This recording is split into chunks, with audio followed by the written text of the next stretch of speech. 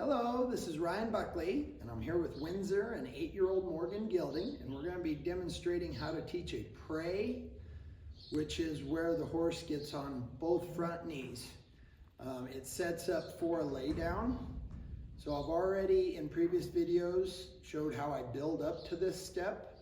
So if you haven't watched those, I encourage you to go back, watch how to relax the horse, how to move the horse's body, then how to teach a stretch, then how to teach a bow on one, or a curtsy bow, and then a bow on one knee.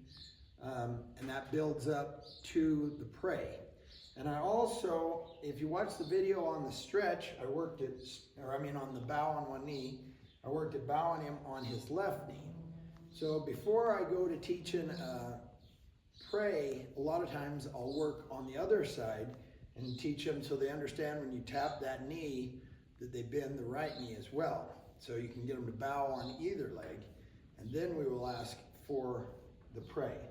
And today I'm going to be using a lead rope with a buckle that I hook back on itself to put on his foot to help hold it. I'm using a dressage whip to give him a cue. I'm going to have some food treats, and then I've put leg wraps on Windsor to help protect his shins and knees as he goes down.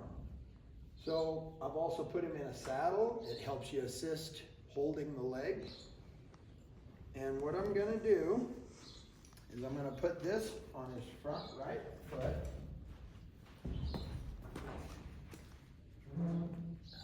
Good boy.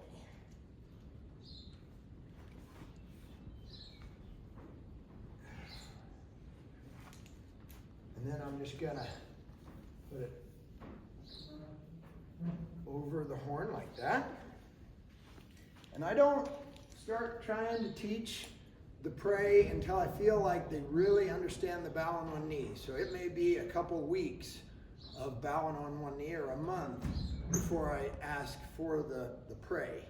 Because I want him to understand without a foot rope or treats, when I tap this front left knee, he should pick it up and bow down. So now we're just putting them all together.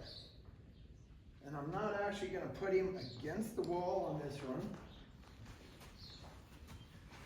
He can be kind of out a little bit. What I'm going to do is on this one, I'm not going to stretch him. So for the bow on one knee, you want a horse to stretch out or move their back feet so they have room to bow and hold it. For a horse to lay down, you want them kind of bunched up and their back feet under them. And the pray is the beginning. It's the teaching them to go down on their front end for a lay down. So I don't want to stretch them. Now I'm going to reach around here. I'm going to tap the inside of his right knee. And then as he goes down, I'm going to pull the foot rope up and tap the outside of his left knee. So, pray. Goes down. Right? And he got so much weight on that one, now he's not drawing this. That's okay. We can just say that's not quite what I wanted. We can stand back up. Good boy. Good boy.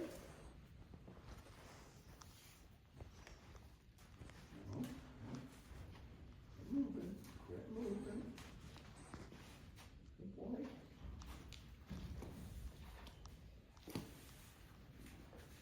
Okay, pray. Yes, that's what I wanted. And then I'm going to reach over him and give him a food treat on that side. Good boy.